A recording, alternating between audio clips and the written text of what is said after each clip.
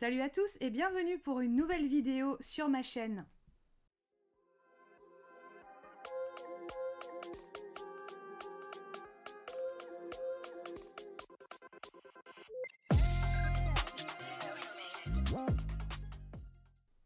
Alors avant toute chose, je vous souhaite une bonne année, c'est la première vidéo de l'année 2023, donc je vous souhaite vraiment une très bonne année et je tiens à vous remercier pour avoir dépassé les 1000 personnes sur ma chaîne YouTube. Merci beaucoup, ça me fait très plaisir. J'espère que le contenu va continuer à vous plaire et que ma petite chaîne va continuer à grandir grâce à vous. Merci à tous, merci vraiment. Alors dans cette vidéo, je vais tout simplement vous expliquer comment l'iPad a transformé ma manière d'aborder le dessin numérique et comment ça me sert justement pour permettre aux débutants d'aborder cette technique de manière beaucoup plus sereine qu'il y a peut-être 10 ans. Petit disclaimer avant de commencer, je vais vous parler de mon expérience personnelle en tant qu'artiste. C'est pas forcément une vérité universelle et il peut y avoir des expériences totalement différentes, donc essayez vous-même les choses, vraiment ne prenez pas tout ce que je dis pour acquis, c'est un retour d'expérience. Donc pour ceux qui ne me connaîtraient pas et qui tomberaient sur cette vidéo, je me présente, je suis Soskulde et je suis artiste numérique spécialisée dans la technique de dessin sur tablette. Et je dessine pour l'essentiel sur iPad depuis quelques années. Je propose des illustrations, mais je fais aussi de la bande dessinée et ma technique est uniquement numérique. Avant de vous parler de l'iPad en soi, de quoi on parle quand on évoque le dessin numérique et surtout d'où on vient? Alors le dessin numérique, c'est une technique qui existe déjà depuis quelques années. Qui est à l'époque, quand j'ai commencé, c'était déjà quelque chose qui existait. Le seul problème à l'époque, c'est que pour s'équiper en tablette, ça coûtait très cher. À l'époque, donc, c'était Wacom qui avait un monopole sur les tablettes graphiques, et ils font d'excellentes tablettes graphiques, mais c'est vrai que pour s'équiper, et ben ça faisait un peu mal, surtout si on voulait une tablette écran. Donc c'était pas forcément quelque chose de très accessible au départ, ou alors il fallait vraiment faire un énorme effort financier pour se payer quelque chose de potable. Pendant très longtemps, c'était surtout les tablettes opaques qui ont été assez répandues et qui sont toujours utilisées d'ailleurs par la plupart des artistes numériques. Toutefois, elles ont le défaut de devoir séparer les yeux de votre écran. Et pour certaines personnes, c'est une barrière au dessin numérique parce que c'est pas forcément évident, dont je fais partie d'ailleurs, j'ai énormément de mal avec ce type de tablette, donc il me fallait absolument une tablette écran. J'ai commencé, ma toute première tablette écran, ça a été une Wacom Cintiq 12, à l'époque c'était pas encore HD, et j'en étais très contente. J'ai commencé dessus et ça m'a déjà permis d'améliorer énormément mon rendement en dessin, c'est-à-dire qu'avant j'étais obligée de dessiner à la main, et ensuite je faisais mes colorisations très basiques à l'époque sur Photoshop, avec ma tablette opaque. Mais je ne pouvais faire que la colorisation, je ne pouvais pas dessiner dessus.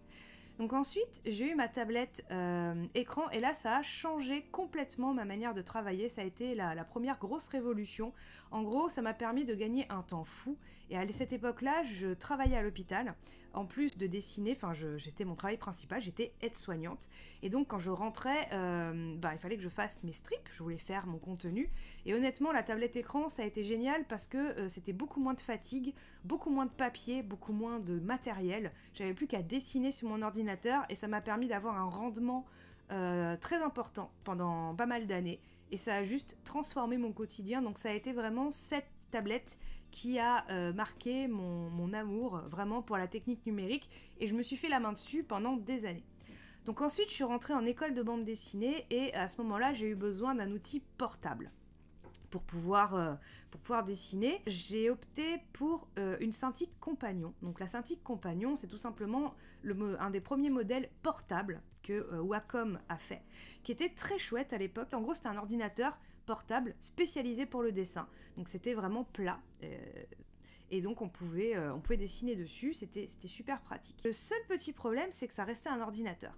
Et donc, il fallait que ça boot, il fallait pas que ça bug, il fallait que les logiciels soient dessus, il fallait que les drivers soient à jour. Première Cintiq Compagnon, malheureusement, a rendu l'âme, donc il a fallu que je la remplace.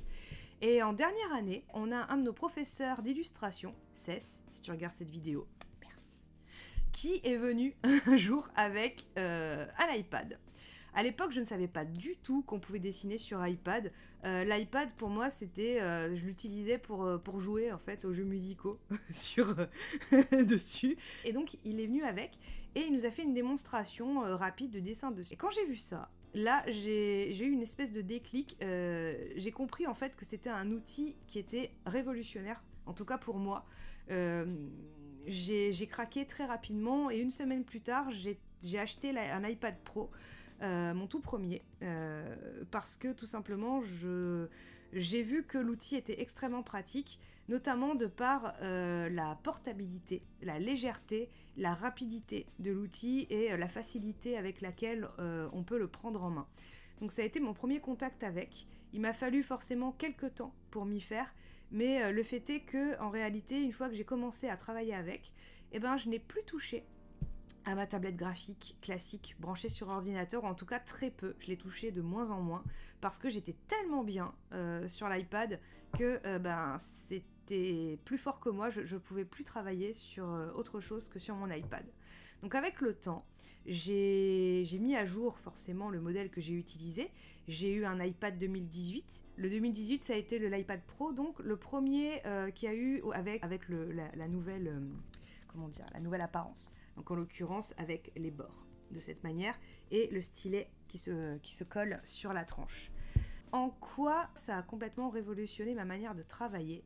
Eh bien tout simplement parce que ça permet de travailler absolument partout. C'est-à-dire que où que vous soyez, vous pouvez sortir votre iPad, l'ouvrir, travailler partout. Je m'en sers dans les transports en commun, je m'en sers dans les trains quand je voyage, je m'en sers évidemment chez moi pour travailler, mais aussi dans d'autres pièces, pas forcément dans mon atelier, je m'en sers des fois, j'ai envie de dessiner tranquille sur mon canapé, je dessine sur mon canapé, je peux dessiner quand je pars en vacances, je peux dessiner absolument partout. Voilà, il n'y a aucune limite à l'endroit où je peux dessiner et pour moi, c'est une des grandes forces de cet outil, c'est que ça enlève un des grands inconvénients du dessin numérique, à savoir la lourdeur et la nécessité par exemple d'avoir tout un tas de câbles, tout un tas de mises à jour. Il n'y a pas besoin que votre iPad boot, c'est immédiat, c'est extrêmement rapide. L'autre chose aussi qui fait que l'iPad a supplanté, en tout cas dans mon workflow, les tablettes classiques, eh ben, c'est le stylet. Ça paraît pas grand chose, mais ce petit stylet, en fait, il est absolument génial dans le sens où déjà, regardez la taille qu'il fait. Il fait la taille d'un crayon classique, là où les stylets de tablette graphique sont assez gros. Donc voilà, ça c'est le stylet de ma tablette Wacom, et ça c'est le stylet de mon iPad. Alors, le confort qu'on a avec le stylet des tablettes Wacom, il est quand même très très bien. Attention, ça reste de très bons stylets. Mais comparé à ça, ça fait pas le poids. Tout simplement parce que vous avez un équilibre déjà dans le poids qui est beaucoup mieux fait. Vous avez vraiment l'impression d'avoir un crayon entre vos mains et pas un stylet numérique. Ça fait déjà une grosse différence. Et ensuite, l'autre chose qui fait que l'iPad supplante une tablette graphique, en tout cas pour l'illustration, c'est l'absence de délai entre le moment où vous posez votre pointe de stylet sur l'écran et le dessin. Ça s'appelle la parallaxe, qui est inexistante. Donc aucun écart, c'est immédiat et du coup, vous avez un retour instantané de votre travail sur votre écran. Alors sur les autres tablettes graphiques, cette parallaxe a tendance à baisser de plus en plus, c'est vrai, mais il y a toujours une petite sensation, un petit écart, la nécessité de calibrer son stylet, ce dont vous n'avez pas besoin sur iPad, qui fait que vous avez toujours une sensation de gêne qui est assez désagréable et qui se sent et qui repousse pas mal de personnes pour passer au numérique parce que si on compare cette sensation avec du dessin traditionnel, eh ben, c'est parfois insupportable pour certains. Et c'est là où l'iPad va faire la différence, c'est que comme vous n'avez pas cet écart, il est quasi imperceptible et au plus les iPads augmentent en puissance, au moins cet écart est visible, il est quasiment invisible, et ben ça gomme cet écart, ce qui fait que vous avez une sensation de dessin qui est extrêmement naturelle. Et c'est très agréable, surtout pour les personnes qui débutent au numérique, où là ça fait vraiment toute la différence Une personne qui veut débuter au numérique sur une tablette graphique conventionnelle, la tablette graphique conventionnelle, il va falloir apprendre à configurer les boutons de raccourci, apprendre les raccourcis clavier, prendre en main son stylet, s'habituer à la sensation dessus, régler la parallaxe et commencer à dessiner avec un temps pour s'habituer qui risque d'être assez long selon les tablettes, chose que vous n'avez pas forcément autant sur l'iPad. Évidemment, il y a un temps d'habitude, il faut s'habituer, comme n'importe quel outil que vous allez utiliser, mais beaucoup moins longtemps, et surtout ça rend le dessin numérique beaucoup plus agréable. Vous ouvrez votre iPad, vous ouvrez vos logiciels, et c'est terminé, vous dessinez. Vous ne perdez pas de temps à booter, à mettre à jour. Alors il faut mettre à jour vos applis, on en parlera des applis un petit peu plus loin, mais sincèrement c'est déjà une différence colossale. C'est ce qui, selon moi bien sûr, rend cet outil extrêmement intéressant pour ceux qui débutent et qui souhaitent découvrir la technique numérique. Alors maintenant qu'on a parlé de l'iPad en soi, qu'est-ce que j'utilise moi personnellement pour dessiner dessus? Parce que il n'y a pas que la tablette qui va compter, ni que le stylet. Évidemment, il va falloir choisir des logiciels avec. Alors, comme je vous le dis, c'est simplement mes logiciels que j'utilise moi. Il en existe pléthore, vous avez des tonnes de possibilités, donc n'hésitez vraiment pas à regarder d'autres choses. Je vais vous donner ce que j'utilise moi. Alors le premier logiciel que j'utilise, c'est évidemment Procreate. Procreate, c'est une application tout simplement qui est développée exclusivement pour l'iPad. Et c'est une appli de dessin qui en soi est assez simple à prendre en main parce qu'elle a une interface qui est extrêmement épurée et pourtant très complète. Et on peut s'en servir pour faire du travail professionnel, même s'il y a quelques limitations qui vont faire que je vais ensuite passer sur autre chose. Mais c'est très très bien et surtout le gros avantage de Procreate, c'est que c'est une application qui s'achète qu'une fois. Il coûte dans les 12 € je crois, le prix a un peu augmenté depuis la dernière fois, mais c'est 12 € une fois, après c'est terminé, vous avez l'appli à vie et vous avez les mises à jour gratuites bien entendu, et chaque année ils rajoutent de nouvelles features qui font que c'est de plus en plus professionnel.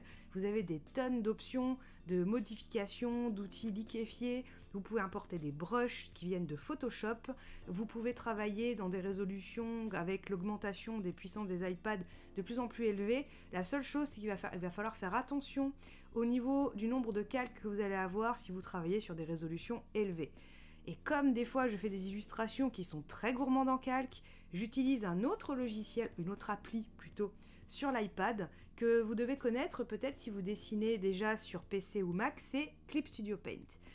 Clip Studio Paint, donc à la base c'est un logiciel PC Mac, mais qui est désormais disponible aussi sur tablette, et c'est donc un logiciel de dessin ultra complet, utilisé par bon nombre de professionnels en illustration et en bande dessinée, pour réaliser leurs œuvres, et donc c'est un logiciel qui va se rapprocher un petit peu plus de Photoshop.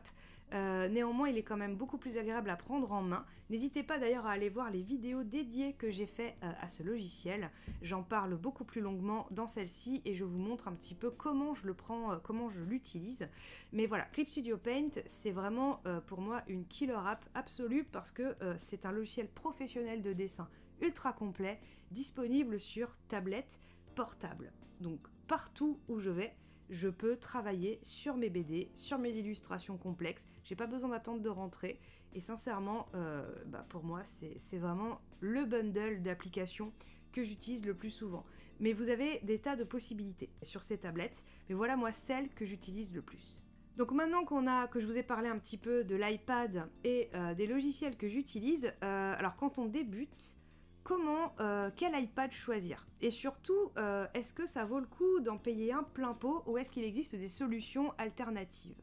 Alors ça va dépendre bien entendu de ce que vous souhaitez, de votre projet pour le dessin numérique, surtout si vous n'en avez jamais fait, et de votre budget. Il faut dire les choses telles qu'elles sont.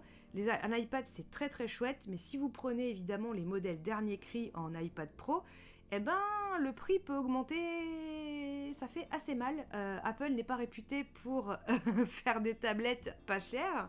Néanmoins, il y a quand même moyen de retomber sur ses pattes, notamment via le marché de l'occasion et du reconditionné. C'est un conseil que je donne très souvent, mais n'hésitez surtout pas à aller chercher des tablettes qui vont être reconditionnées. L'avantage des iPads, c'est que certes, la tablette vaut un peu cher, mais vous avez quand même une possibilité de revente qui est très élevée. Donc vous pouvez renouveler facilement votre matériel parce que votre tablette va très peu perdre en valeur d'une année à l'autre. Néanmoins, bien sûr, c'est mieux de garder votre outil pendant des années, c'est comme ça que vous allez le rentabiliser. Donc n'hésitez pas à aller sur des sites de revente. Vous avez par exemple, alors je suis pas sponsor rien, mais là le premier qui me vient en tête, là c'est Back Market, où vous pouvez trouver des iPad Pro. Alors vous pouvez prendre par exemple des iPads qui datent de 2020 ou de 2018, si vous voulez notamment la nouvelle configuration et non ceux avec le bouton Home. Vous les avez sur ce genre de site et vous pouvez les trouver à des prix très intéressants. Ce qui va conditionner aussi le prix, ça va être la mémoire que vous allez mettre dessus. Des 128, du 250, du 500, du 1 Tera, 2 Tera. En toute honnêteté, 250 ça suffit. Moi j'utilise avec en plus l'iCloud, donc ça me suffit largement pour travailler. Ensuite ce que je fais, c'est quand je me rends compte que mon iPad commence à être plein, je fais un backup sur mon Mac, comme ça je garde tout mon travail sans problème. Donc voilà le conseil que je peux vous donner. Ensuite, si vous tenez vraiment à en prendre un plein pot, ben, ça vaut toujours le coup de le faire si vous avez les moyens, bien sûr, de vous en acheter un. Vous pouvez le garder des années et en plus de ça, vous allez bénéficier du dernier cri. Le dernier iPad Pro sorti, c'est le M2. Alors moi j'ai un M1, j'ai pas le dernier, mais non, sur le M2 vous avez des fonctionnalités supplémentaires qui peuvent être intéressantes, donc n'hésitez pas à regarder. Après, en dehors de ça, voilà, vous avez le marché de l'occasion classique. Mais vraiment, n'hésitez pas à prendre de la seconde main. En général, les produits Apple sont des produits qui vieillissent très bien et qui bénéficient en plus comment dire, les OS sont compatibles assez longtemps. Donc vous aurez toujours des mises à jour de sécurité pendant longtemps. Donc voilà, si vous voulez prendre un iPad et que vous êtes un peu limite côté finance, regardez vers l'occasion. Vous n'êtes même pas obligé de prendre un iPad Pro, même si je conseille plutôt de partir là-dessus, parce que vous allez quand même avoir une puissance qui va vous permettre de faire tourner, notamment Clip Studio Paint, plus facilement. Vous pouvez très bien vous tourner aussi vers le modèle R. Honnêtement, les derniers, c'est des R M1. C'est kiff avec les pros, mais si vraiment vous voulez économiser, vous pouvez toujours vous tourner vers cela. Je vous déconseille d'utiliser des iPads de base, notamment éviter l'iPad mini, même s'il est compatible avec le stylet, il est beaucoup trop petit et la puissance va pas vous permettre de faire des choses ouf dessus. Donc évitez celui-là.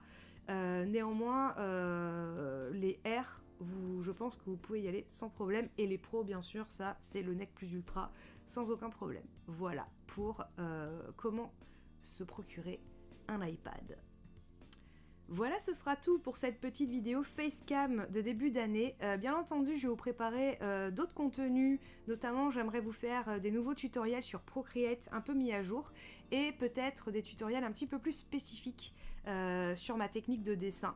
J'essaierai de vous préparer ça dans l'année, et je tiens encore une fois à vous remercier vraiment pour votre soutien et pour faire grandir cette chaîne. Merci à tous. N'hésitez pas, si ce n'est pas déjà fait, à vous abonner à ma chaîne si mon contenu vous intéresse et à liker cette vidéo. N'hésitez pas aussi à me poser des questions en commentaire. Je me ferai un plaisir d'y répondre et je vous dis à la prochaine tout le monde. Allez, ciao, bye bye.